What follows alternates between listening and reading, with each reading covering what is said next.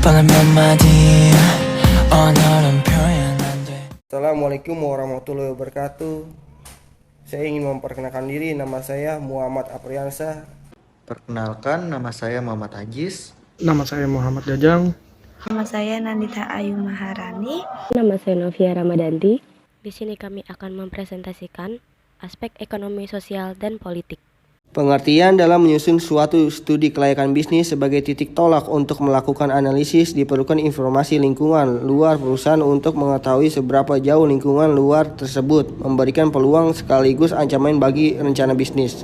Berhubungan dengan kemanfaatan dan biaya terhadap lingkungan luar, kedalaman dan keluasan analisis yang akan dilakukan tergantung pada kriteria-kriteria yang telah ditentukan untuk menilai suatu proyek.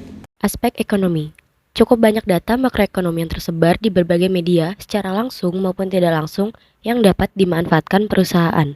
Data makroekonomi tersebut banyak yang dapat dijadikan sebagai indikator ekonomi yang dapat diolah menjadi informasi penting dalam rangka studi kelayakan bisnis. Misalnya, produk domestik bruto atau PDB, investasi, inflasi, kurs valuta asing, kredit perbankan, dan anggaran pemerintah.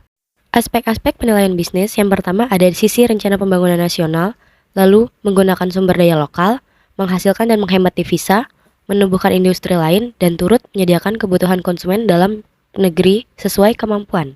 Oke, aspek-aspek penilaian bisnis yaitu ada 4. Yang pertama, sisi distribusi nilai tambah. Yang kedua, sisi nilai tambah per tenaga kerja. Yang ketiga, hambatan di bidang ekonomi. Dan yang keempat, dukungan pemerintah.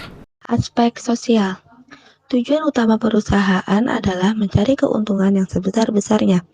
Namun demikian, perusahaan tidak dapat hidup sendirian.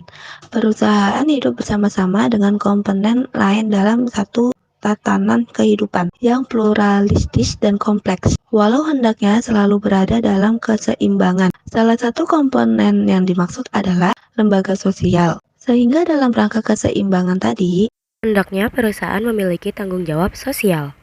Di sini aspek sosial pun memiliki 3 poin penting, perubahan kondisi sebagai lembaga sosial dan juga perusahaan dalam masyarakat yang pluralistik.